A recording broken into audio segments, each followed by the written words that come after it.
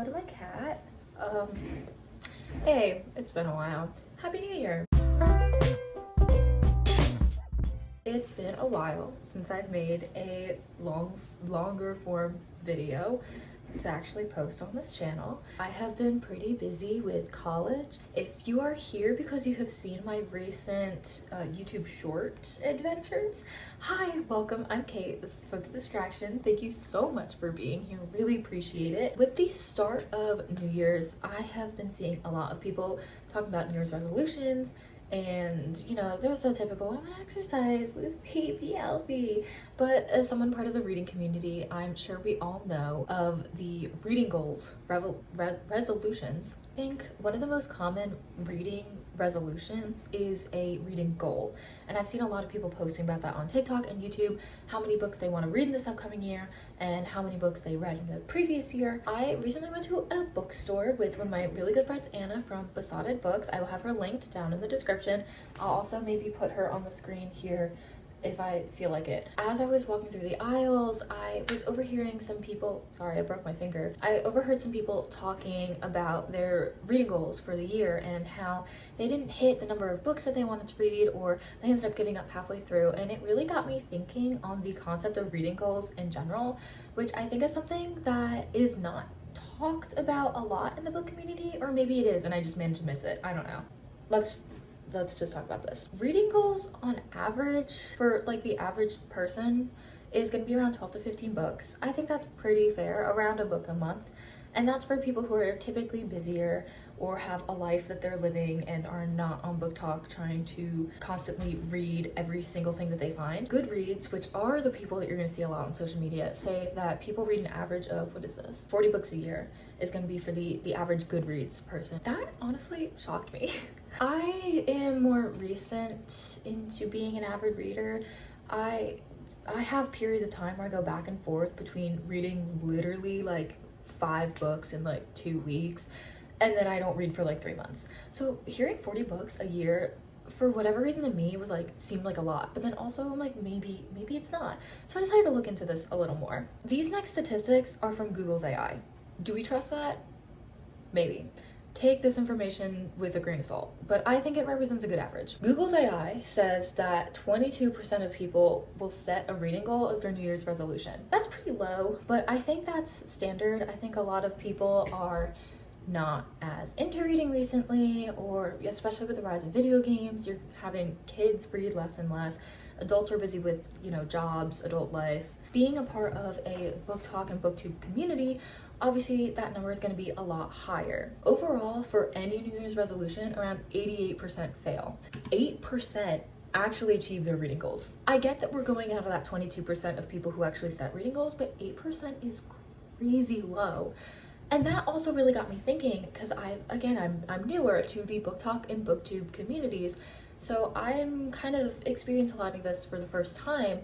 And from what I see, people are very avid readers. So having 8% of people actually complete their goals was also really confusing to me, especially because standard for regular people is only 12 to 15 books, 40 for Goodreads, which I still think is fairly doable. So what's going on? I saw people posting that they had read like 50, 60 books. That feels like a lot, but still close to around the 40 that are posted on Goodreads. So again, it got me thinking, why is 8% of people failing to reach this goal? I saw a Goodreads post that, if I can find it, I'll put it on the screen, with someone saying that their reading goal was 120 books for the year.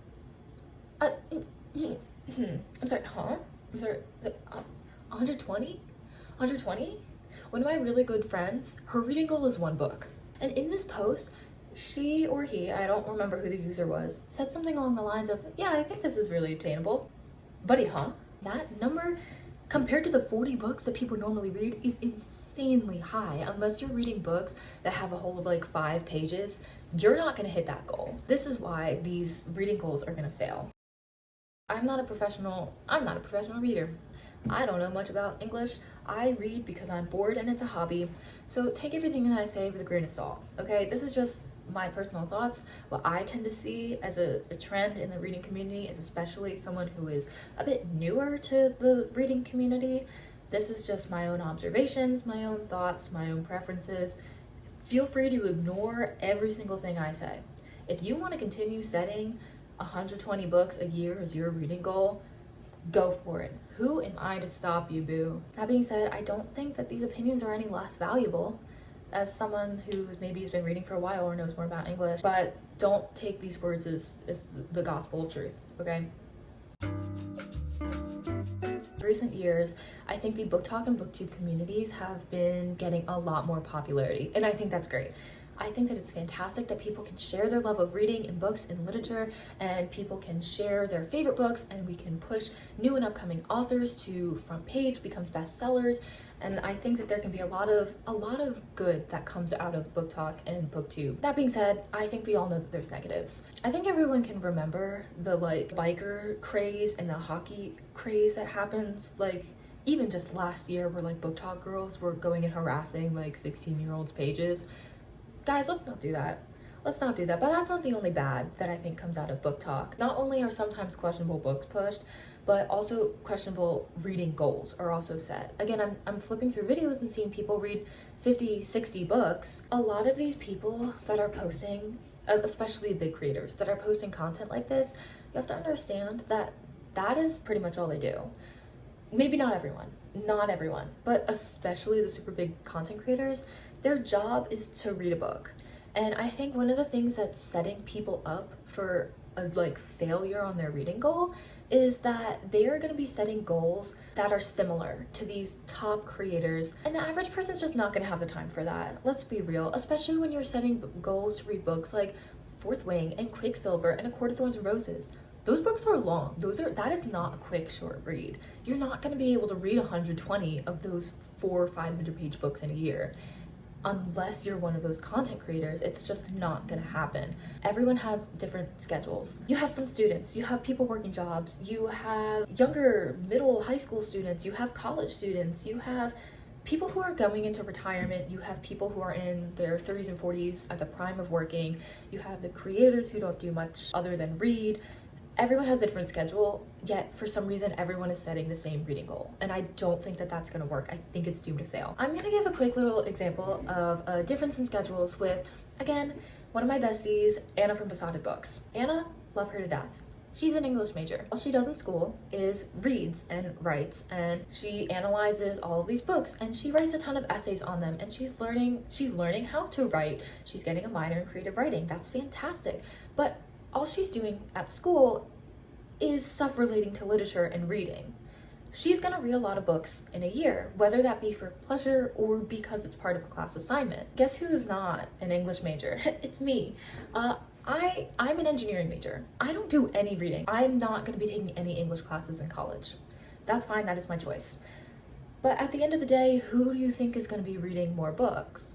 The girl who is studying literature and wants to become an author, and every single one of her classes is rooted in some sort of reading, writing, or English related content? Or the girl who's crying over her life choices while failing to solve the physics problem that she has been working on for the past 3 hours? It's not a fair comparison, right? Obviously, my friend is gonna have more books that she reads in a year than I am. Part of her schedule has literally been set aside exclusively for reading. So she's gonna have more books forced into her schedule. She's doing it as part of a class. I'm doing it for my own enjoyment. There's gonna be a difference in the amount of books that we're able to read a year. So do you think it makes sense for us to set the same reading goal?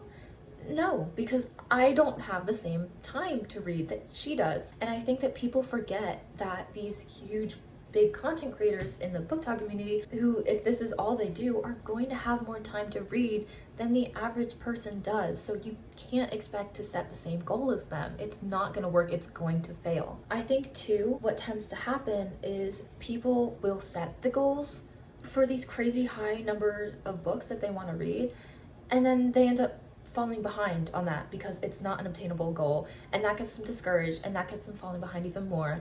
And it ends up leading to an endless ongoing cycle of, well, now I'm behind, now I'm even further behind, I can't seem to catch up, and it just doesn't work out. I think that discouragement can often lead to people completely giving up on their reading goal. That's not a good feeling, to give up on a goal. I know that 88% of people give up on a New Year's resolution, but I think reading is a wonderful thing, and I think that people should be reading and should be pushing to read, but setting these reading goals, especially as a New Year's resolution, is not going to help you in that endeavor. One last point that I want to make really quickly on why I think it's doomed to fail is people tend to forget or not take into account reading speeds. I have yet to see anyone take into account reading speeds, and I think this also goes into the whole scheduling conflicts that people may have when trying to make time to read books. I, for a really long time, and still am, an avid audiobook listener. I love audiobooks.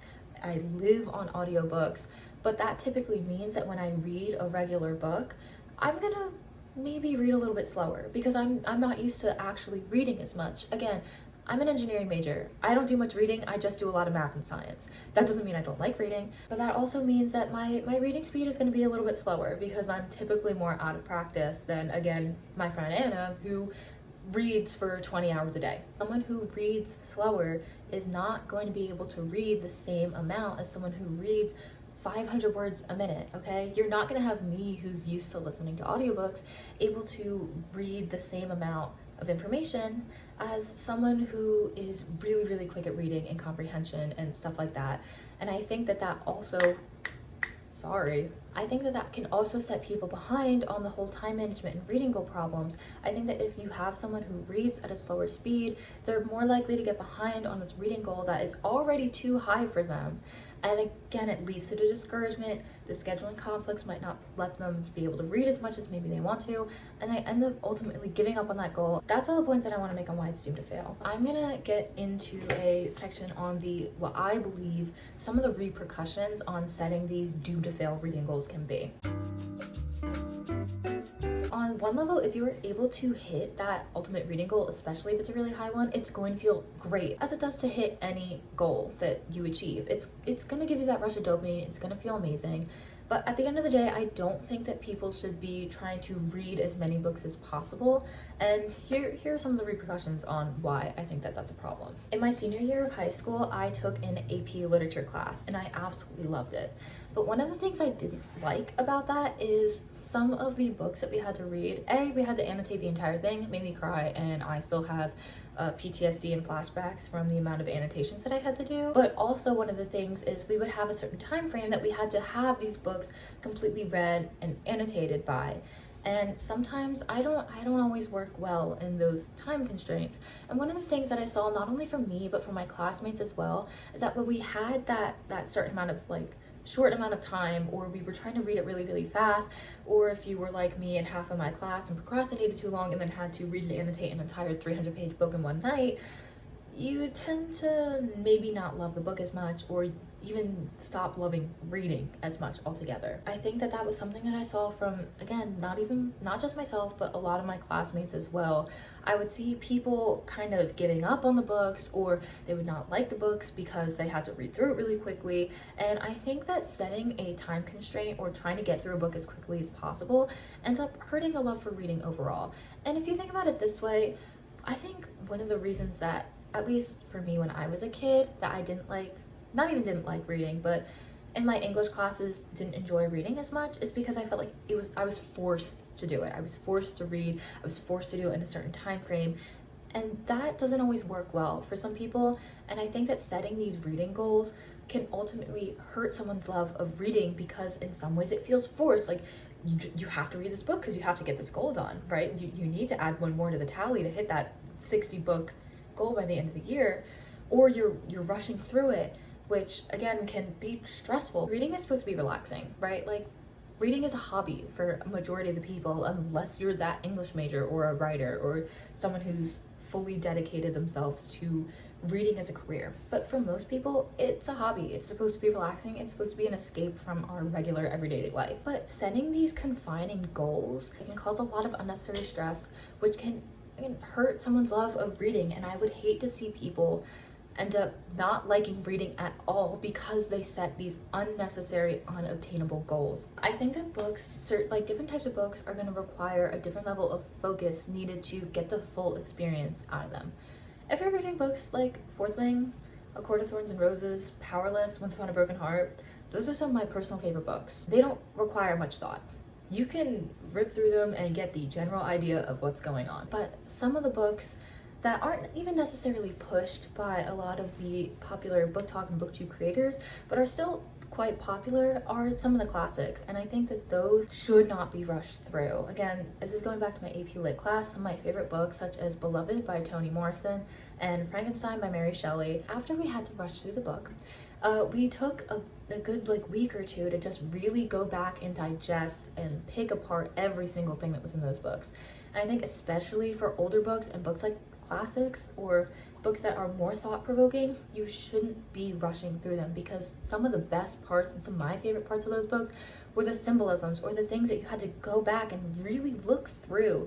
And if you're setting a reading goal to read as many books as possible and are trying to rush through all of these books, then I think that you're going to be missing a lot of the really good points made in a lot of these classic books.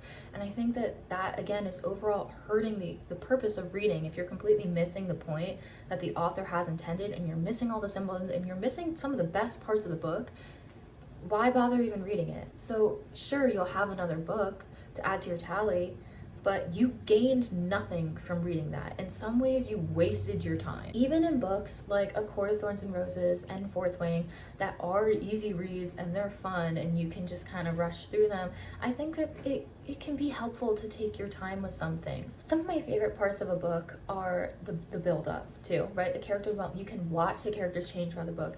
You can see the tension building up. And if you're rushing through the book, then that, the ultimate climax might not be as satisfying as it is if you really took your time going through it and just enjoy and digest what it's like being in that fantasy world. I think I mentioned this earlier, but don't read because you have a goal. Read because you like it and it's a hobby and you want to have fun and you want to escape and you want to see what the dragons are up to or what's going on with the fae, right? If you're tearing through pages, it shouldn't be because I need to finish these 5 books by the end of the month. No, it should be because you actually like reading the book and you're eager to know what happens next, right?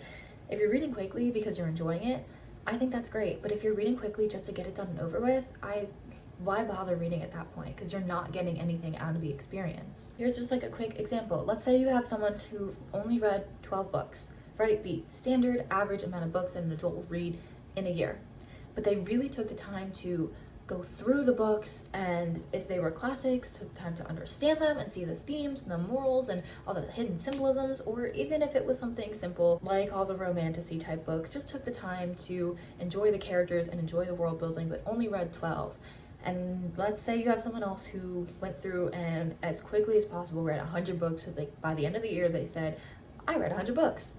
Who do you think got more out of reading? The person who took the time to understand the literature and really get the full in-depth experience, or the person who quickly went through 100 books, glossed through the pages, didn't really understand what was going on, maybe didn't even remember the characters' names, which I can be guilty of. Sure, that one person read 100 books, but they probably can't tell you the plot of a single one of them. That person that only read 12, if they really did take the time to read them and pick them apart, they're going to be able to tell you every plot detail, every little character, every symbolism. So if your goal for reading is to have a number, I mean, that's fine. Who am I to stop you? But you're not going to be getting the same level of understanding and comprehension as someone who takes the time. And if you're okay with that, set your reading goals. Say you read 100 books a year. But if you're someone who actually wants to understand literature, setting these reading goals is not setting you up for success in that venture. Now, I know what you might be thinking. If you think that you shouldn't set reading goals for a number of books, then why bother setting reading goals? I think that there can still be something good out of setting a reading goal. I just don't think that the number of books that you read in a year should be the priority.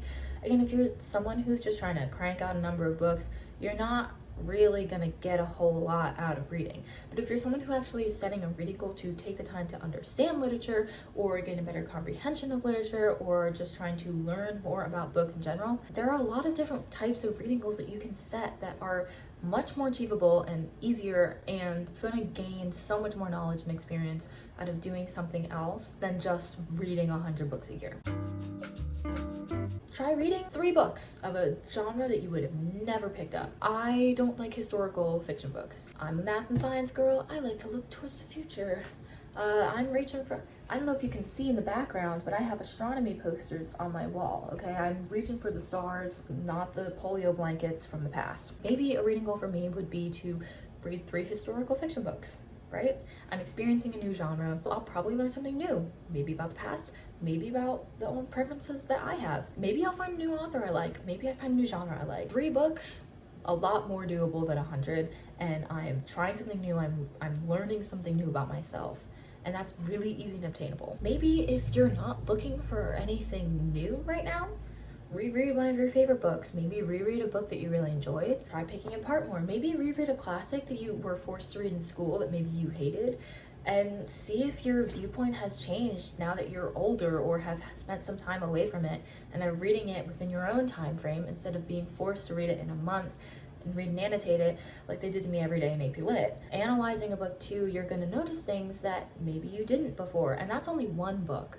That is reading or rereading one book, and you don't have to do an in-depth analysis. Take a second to look at the page just a little longer than you would have, and you can gain so much more knowledge of the book itself, notice so many more things, catch up on themes you didn't notice. I think that that's one book that you spend just a little longer on that can give you so much more knowledge and experience than just reading a bunch of books is ever going to do for you. I had a friend who told me that she saw someone post a reading goal of reading a certain amount of books by an author who's not from the United States or the UK, or like somewhere outside of where she would normally read from. I think that's also really cool because you're experiencing different literature from around the world, and I know that it's still a number of books that you want to read, but it's a way easier number to hit than a book like 50 to 100 to 120 books, right? If you're choosing to read 5 books by authors in Asia, not only are you going to learn what life is like in different parts of the world,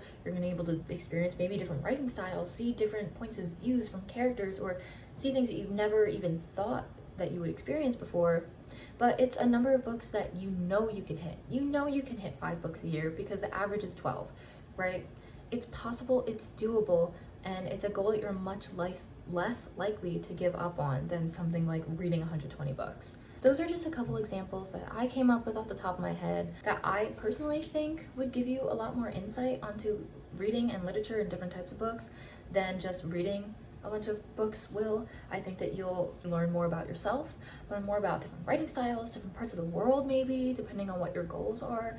I think that it can be more beneficial for you to set more realistic reading goals or more creative and out there reading goals than just, I want to read 60 books, or I'm going to read 50 books this year, but all 50 books are the same variation of the Hunger Games. Or don't set a reading goal at all. Don't set a reading goal at all. Enjoy reading because it's a hobby. You shouldn't put pressure on a hobby unless you want to, unless it gives you motivation. For someone like me who just wants to read a book because I like reading, I don't want to put the pressure on myself to read a bunch of books and then end up failing, knowing that it has no real stakes in my life, right? Why put the extra pressure on yourself if you don't have to? I think that's all I really have to say on the topic. Again, I am no expert. I am an engineering major. This is just my opinions. If you didn't like them, I don't know, why'd you stay here? Not my problem. Thank you so much for watching though. A couple really quick announcements before I officially end the video. I am going back to school and my next semester is going to be pretty crazy busy. That being said, I'm going to be trying to post more. I'm still going to be posting on YouTube Shorts. I do have a TikTok where no one follows me. Please follow me if you want to. I have some other videos ideas in the works.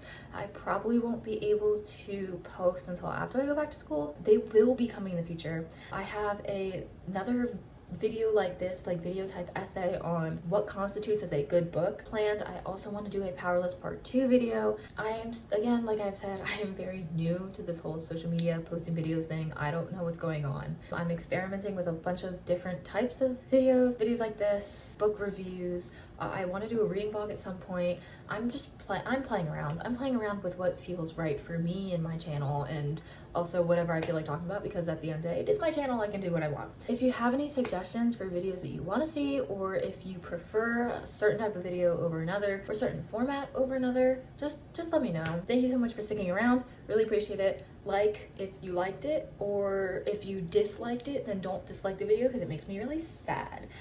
Subscribe if you want to see more of this face. Why would you? I don't know, but we all make mistakes. I don't know how to end videos.